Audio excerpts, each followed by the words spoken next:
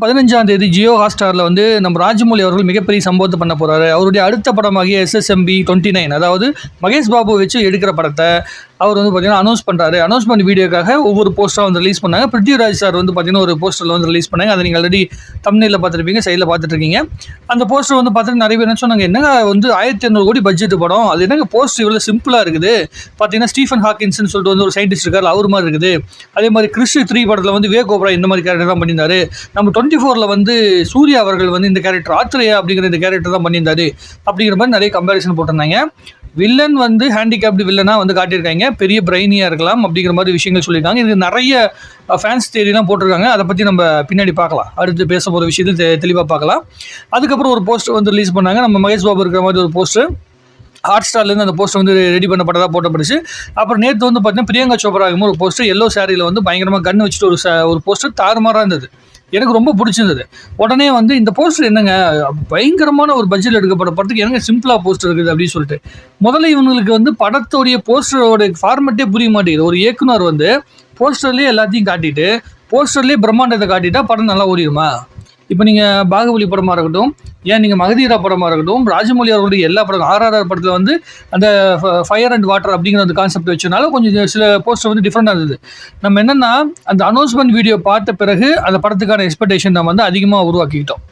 அப்படி தான் நம்ம வந்து மைண்ட் செட்டில் வந்து படத்தை பார்த்துட்டு இருந்தோம். இப்போ என்ன பண்ணிட்டோம்னா ஒரு போஸ்டர் ரிலீஸ் பண்ணுறாங்கன்னா இப்படி தான் இருக்கும்.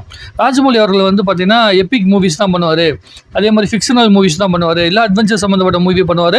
பட் ஆனால் அவர் வந்து சயின்ஸ் ஃபிக்ஷன்லாம் கொண்டு வந்திருக்காரு. ஏன்னா வந்து பிருத்திவிராஜ் உட்காந்துருக்க அந்த சேர்லாம் பார்க்கும்போது சயின்ஸ் ஃபிக்ஷன் படம் மாதிரி தெரியுது. பின்னாடி வந்து ஆஃப்ரிக்கன் ஆர்மிலாம் வராங்க.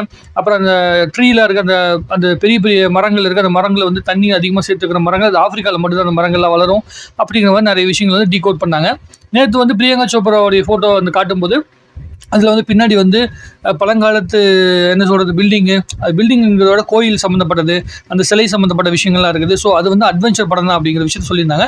ராஜமௌழி ஆல்ரெடி சொல்லிட்டார், இந்தியானா ஜோன்ஸ் படம் இருக்குது இல்லைங்க, அந்த மாதிரி ஒரு அட்வென்ச்சர் படம், அதாவது ட்ரெஷர் ஹண்ட்னு சொல்லுவாங்கல்ல, நம்ம 1001 படம், நம்ம ரொம்ப நார்மலாக இருக்க ஆடியன்ஸுக்கு புரியுற மாதிரி சொல்லணும்னா 1001 வந்து அந்த சோழர்கள் 7 தடைகளை தாண்டி வச்சு போகிறாங்கல்ல, அந்த மாதிரி ஒரு படத்தை தான் ராஜமௌழி 1600 கோடி போட்டு எடுக்கிறாரு. ஹாலிவுட் டெக்னீஷியனாக உள்ளுக்குள்ளே கொண்டு வந்து பெரிய அளவுக்கு எடுக்கிறாரு. பிரியங்கா சோப்ரா உள்ளுக்குள்ளே கொண்டு வந்ததுக்கான காரணம் ஹாலிவுட்டில் அவங்களுக்கு மிகப்பெரிய மார்க்கெட் இருக்குது. அவங்களோட பேர்லேயே வந்து பார்த்தீங்கன்னா 2 சீரீஸாக இருக்குது.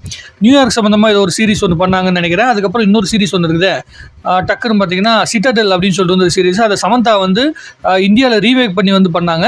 ஸோ இந்த மாதிரி நிறைய லிங்க் இருக்குது. ராஜமௌழி இந்த திரைப்படத்தை கிட்டத்தட்ட 120 நாடுகளில் வந்து ரிலீஸ் பண்ண போகிறதா, அதாவது அவதார் படம் ரிலீஸ் ஆனதை விட மிக அதிக நாடுகளில் வந்து இந்த படத்தை ரிலீஸ் பண்ண போகிறதா சொல்லியிருக்காங்க. ஏன்னா இந்த அட்வென்ச்சர் சம்மந்தப்பட்ட விஷயங்கள் வந்து எல்லா நாட்டு மக்கள்னாலையும் ரசிக்கப்படும் அப்படின்னு வந்து ராஜமௌழி அவர்கள் வந்து நம்புறாரு. அதனால தான் இந்த படத்தை வந்து பார்த்தீங்கன்னா அவ்வளோ பெரிய நாடுகள் வந்து ரிலீஸ் பண்ணுறாங்க. ஸோ நம்ம இவ்வளோ தூரம் யோசிக்கிறோன்னு வைங்களேன், இந்த படத்தோடைய போஸ்டர் பார்த்து நல்லா இருக்குது நல்லா இல்லை அப்படின்னு சொல்கிற ஆட்களே இவ்வளோ தூரம் யோசிக்கிறோம்னா 1500 கோடி பட்ஜெட் போட்டு இதுக்கு முன்னாடி பாகுபலி அப்படிங்கிற படத்தை தாண்டி அடுத்த படம் பண்ணியிருக்காரு. RRR அப்படிங்கிற படத்தை பெரிய அளவு ரீச் பண்ணி அந்த திரைப்படத்தை வந்து 1500 கோடி பட்ஜெட் கலெக்ஷன் வந்து எடுத்திருக்காரு. தொடர்ந்து 2 திரைப்படங்கள் 1000 கோடி கலெக்ஷன் கொடுத்த ஒரு இயக்குனராக வந்து இந்திய சினிமாவில் முதல்ல ராஜமௌழி தான் மாறுறாரு. 1800 கோடி 1500 கோடி அப்படின்னு சொல்லிட்டு இந்த படம் 1500 கோடி பட்ஜெட் போட்டிருக்காருன்னா அப்போ எவ்வளோ கோடி ரிட்டர்ன் எடுக்கணும் அப்படிங்கிறது அவருக்கு தெரியாதா? அதை வந்து யோசிக்காமே படம் எடுத்துருப்பாங்க. நான் வந்து RRR படம் பார்க்க போகும்போது நானும் என் ஃப்ரெண்டு தான் வந்து படம் பார்க்க போவோம். நாங்களாம் சினிமா பட்டீஸ் மாதிரி நாங்கள் 2 பேர் தான் வந்து படம் பார்க்க போவோம். அப்போது ரொம்ப யோசிச்சுக்கிட்டே போகிறோம், எப்படி தான் வந்து பாகுபலி படம் கொடுத்த எஃபெக்டை, பாகுபலி 2 கொடுத்த அந்த ஃபீலை தாண்டி எப்படி ஒரு படம் பண்ண முடியும், ஹீரோ இன்ட்ரடக்ஷன் எப்படி இருக்கும் அப்படின்னு சொல்லும்போது ஃபஸ்ட்டு ராம் சரணோட இன்ட்ரடக்ஷனாக இருக்கட்டும், அதுக்கப்புறமேட்டு ஜூனியர் NTRோட இன்ட்ரடக்ஷன் இருக்குல்ல, இதெல்லாம் பார்த்து மிரண்டிருக்கேன். ராஜமௌழி வந்து எப்பயுமே ஒரு வார்த்தை சொல்லுவார், I am not a good film maker, I am not a good technician, ஆனால் I am a very good story teller அப்படிம்பார். படம் பார்க்கும்போது அந்த ஸ்டோரியை வந்து கேட்கும்போது அந்த அமரசித்ரா கதை தெரியுமா உங்களுக்கு, அதாவது அம்புலி மாமா கதை, நம்ம ஊரில் எல்லாம் கேள்விப்பட்டிருப்போம், நிலாவை பார்த்து பாட்டி வடை சுத்த கதையெல்லாம் சொல்லுவாங்களா, அந்த மாதிரி கதைகள் சொல்லி சின்ன வயசில் ராஜமௌழி அவர்களுக்கு எப்படி டைரக்டர் ஆகணும்னு ஆசை வந்துச்சு அப்படின்னு சொன்னால் நீங்கள் சில விஷயங்களை புரிஞ்சுப்பீங்க. ராஜமௌழி அவர்கள் வந்து ஒரு படம் எடுக்கிறதுக்கு முன்னாடி, சினிமா டைரக்டர் ஆகிறதுக்கு முன்னாடி சின்ன வயசில் அவங்க அம்மா வந்து அவருக்கு கதை சொல்லுவாங்களாம். இந்த மாதிரி 7 கடல் 7 மலை தாண்டி அந்த ராஜா கதைகள், அப்புறம் இதிகாச கதைகள், மகாபாரதம், ராமாயணம், இந்த மாதிரி கதைகள்லாம் பார்க்கும்போது அந்த கதைகளில் இருக்கிற அந்த எப்படி சொல்கிறதுனா அந்த இன்ட்ரெஸ்டிங்கான விஷயங்கள் இருக்குல்ல, ட்ரெஷரை தேடி போகிறது, புதையலை தேடி போகிற மாதிரியான இன்ட்ரெஸ்டிங்கான விஷயங்கள் இருக்குல்ல, அதை வந்து அவர் ரசிப்பாராம். அதே மாதிரி வந்து மித்தாலஜியில் பயங்கரமான நம்பிக்கை உண்டு. அதாவது நம்மளுடைய இதிகாசங்கள் மேலே பெரிய பற்று உண்டு. அது மாதிரி விஷயங்கள் தான் அவர் படமாக பண்ணணும்னு அவருக்கு ஆசை. கிருஷ்ணதேவராயர் கதையை பண்ணணும்னு ஆசை, வீர சிவாஜி கதையை பண்ணணும் ஆசை, மகாபாரதம் கதையை பண்ணணும் ரொம்ப ரொம்ப ஆசை அவருக்கு. அவரோட ட்ரீம் ப்ராஜெக்ட் அது. இதெல்லாம் யோசிச்சுட்டு இருக்கிற ஒரு மனுஷனுக்கு ஒரு படத்தை எப்படி டெலிவரி பண்ணணும் அப்படிங்கிற விஷயம் தெரியும். அதே மாதிரி ஒரு கேரக்டர் எப்படி ரிவீல் பண்ணணும் அப்படின்னு தெரியும். இன்னொன்று விஷயம் என்னன்னா, நம்ம என்ன நினச்சிட்டு இருக்கோம், ஏஐயில் போயிட்டு வந்து நம்ம எடிட் பண்ணிட்டோம்னா உடனே வந்து நம்ம அதோட பயங்கரமாக பண்ணிட்டோம் அப்படின்னு நம்ம நினச்சிட்டு இருக்கோம். ஏஐங்கிறது வந்து ஒரு டூல். யார் வேணாலும் என்ன வேணாலும் கேரக்டர் போட்டு எடிட் பண்ணிக்கலாம், நம்ம இஷ்டத்துக்கு பண்ணிக்கலாம். பட் ஆனால் அவங்க ஒரிஜினலாக ஒரு விஷயத்தை கிரியேட் பண்ணுறாங்க. ஏஐயில் பண்ணுறவங்க கூட பயங்கரமாக பண்ணியிருக்காங்க. ஏன் இவங்க பண்ணல? நீங்கள் ஒரு கேரக்டரை வந்து ரிவீல் பண்ணும்போது ரொம்ப ஓவராக வந்து காட்டிட்டீங்கன்னு வச்சுங்களேன், இந்த கேரக்டர் இப்படி இருக்குது அப்படி இருக்குன்னு பயங்கரமாக பில்டப் பண்ணி காட்டிட்டு பாருங்களேன், போஸ்டரில் பயங்கரமாக காட்டிட்டு இதில் ரொம்ப சிம்பிளாக இருக்குது அப்படின்னு சொல்லிட்டு. ராஜமௌலி அவர்கள் எப்பயுமே ரொம்ப சிம்பிளான லைன் எடுத்துக்கிட்டு தான் அது ரொம்ப பெரிய கதையாக பண்ணுவார். உதாரணத்துக்கு பாகுபலி படத்தில் அண்ணன் தம்பி சண்டை, அண்ணன் தம்பிக்குள்ள பங்காளி பிரச்சனை தான் அங்கே வந்திருக்கு. அந்த பங்காளி பிரச்சனையை வச்சு படம் பண்ணுறாங்க. அது பெரிய கிராண்டியாக எடுத்தாங்க. RRR படத்துடைய கதை என்ன? ஒரு பழங்குடியோட இனத்தில் இருக்க ஒரு பொண்ணை வந்து கொண்டு போயிட்டாங்க. அந்த பொண்ணை காப்பாற்றுறதுக்கு ஒருத்தன், அதை காப்பாற்றணும்னா தடுக்கிற ஒருத்தன், அவ்வளோதான் கதை. ஒருத்தன் வந்து ஃபயர்னு ஒரு கான்செப்ட்லேயே வாட்டர் அப்படிங்கிற கான்செப்டையும் ரெண்டையும் மிக்ஸ் பண்ணி அதை வச்சு எவ்வளோ அற்புதமாக ஸ்க்ரீன் ப்ளே பண்ணியிருந்தாப்புல ராஜமௌலி.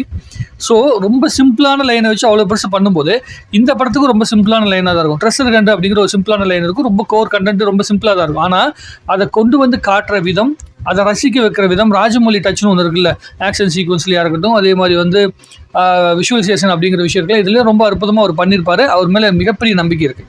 இப்போ இந்திய சினிமா வரலாற்றில் ரொம்ப நம்பிக்கையான ஒரு இயக்குனரை வந்து பார்த்திங்கன்னா நம்ம ராஜமௌலின்னு நான் வந்து ரொம்ப ரொம்ப தீர்க்கமாக பார்க்குறேன். ஏன்னா நீங்கள் ஒரு ஃபிலிம் மேக்கராக இருக்காங்க, நான் ஃபிலிம் மேக்கிங் பண்ண போகிறேன், ஆர்ட் ஃபிலிம் எடுக்க போகிறேன் அப்படிங்கிறவங்கலாம் வந்து நான் முழுசாக நம்பிட மாட்டேன்.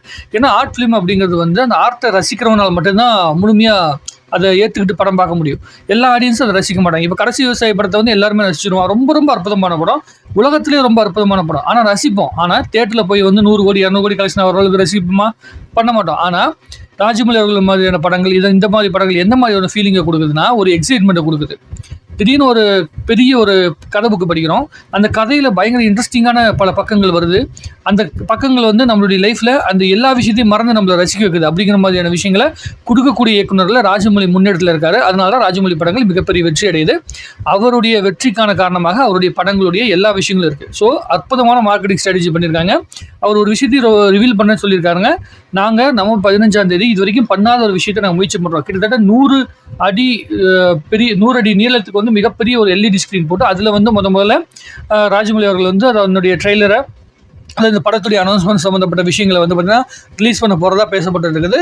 படத்தில் ஒர்க் பண்ண அத்தனை பேரும் மிகப்பெரிய எக்ஸைட்மெண்ட்டோட காத்துட்ருக்காங்க. பிருத்திவிராஜ் வந்து ரொம்ப எக்ஸைட்மெண்ட்டோட காத்திருக்காரு. அவர் வந்து லூசிஃபர் அப்படிங்கிற படம், எம்புரான் அப்படிங்கிற மிகப்பெரிய படத்தை கொடுத்துட்டு இயக்குனராக இருக்காரு. அவரும் அந்த படத்தை வந்து ரசித்து அதுக்குள்ளே வந்து பண்ணிட்டு இருக்காரு. ஸோ அவங்க எல்லாத்தையுமே ரசிக்கக்கூடிய அளவிற்கு, ரொம்ப எக்ஸைட்மெண்ட் ஆகக்கூடிய அளவுக்கு ஒரு படம் பண்ணியிருக்காங்க. நம்மளுடைய மகேஷ் பாபுலாம் வந்து பார்த்தீங்கன்னா வருஷத்துக்கு ஒரு படம் 2 படம் பண்ணிட்டு இருக்காரு. ஆனால் எல்லாத்தையும் நிறுத்திட்டு ஒரு 2-3 வருஷத்தை வந்து மொத்தமாக ராஜமௌலி கையில் கொடுத்து இந்த படத்தை முடிச்சுட்டு தான் அந்த படம் பண்ணணும் அப்படின்னு கொடுத்துருக்காருன்னா அப்போ யோசிச்சு பாருங்கள். இப்போ அவருடைய மார்க்கெட் அப்படிங்கிற விஷயத்தை தாண்டி ஒரு படத்துக்கு முழுமையாக டைம் கொடுக்குறாருன்னா அப்போ எவ்வளோ தூரம் வந்து யோசிச்சு பண்ணியிருப்பாங்க. அதை நம்ம யோசிக்கணும். நம்மளுடைய இப்போ இருக்கிற இந்த ரிவ்யூவர் கல்ச்சர் அப்படிங்கிறதா, அதுக்கப்புறமேட்டு இல்லை சினிமா வந்து நமக்கு எல்லாமே தெரிஞ்சிருச்சு அப்படின்னு நம்ம மனநிலையில் உட்காந்து சினிமா பார்த்துட்டு இருக்கோம். அந்த இடத்த விட்டு தாண்டி வரணும். அப்படியே நம்ம படம் பார்த்துருந்தா பாகுபலி படமும் மிகப்பெரிய வெற்றி அடைஞ்சிருக்காது, தங்கல் படமும் மிகப்பெரிய வெற்றி அடைஞ்சிருக்காது, RRR படமும் மிகப்பெரிய வெற்றி அடைஞ்சிருக்காது. சில இடங்களில் வந்து நம்ம மூளையை உள்ளே வச்சுக்கணும், சில இடங்களில் மூளையை கழட்டி வச்சுட்டு ரசனை முன்னாடி வைக்கணும். அதை வந்து வச்சுட்டு இருந்தால் தான் சினிமாவை ரசிக்க முடியும். உண்மையாலும் சொல்கிறேன், தேட்டருக்குள்ளே போயிட்டு படமாக பார்க்குறவங்களோட எண்ணிக்கை தான் 99.9%. மீதி இருக்கிற 0.1% பேர் தான் சினிமாவுக்குள்ளே இருக்கிற அந்த கிராஃப்டிங்கு, மேக்கிங்கு இதெல்லாம் உட்காந்து பேசிட்டு இருக்கிறவங்க. நம்ம இந்த 0.1% இருக்கவங்களை மட்டுமே யோசிச்சுட்டு இருக்காதீங்க. அவங்க மட்டும் தான் ஆன்லைனுக்குள்ளே ஊட்டிட்டு இருக்கவங்க. ஆன்லைனை தாண்டி இருக்கிற மக்கள் தான் படங்களை முழுசாக ரசிக்கிறவங்க.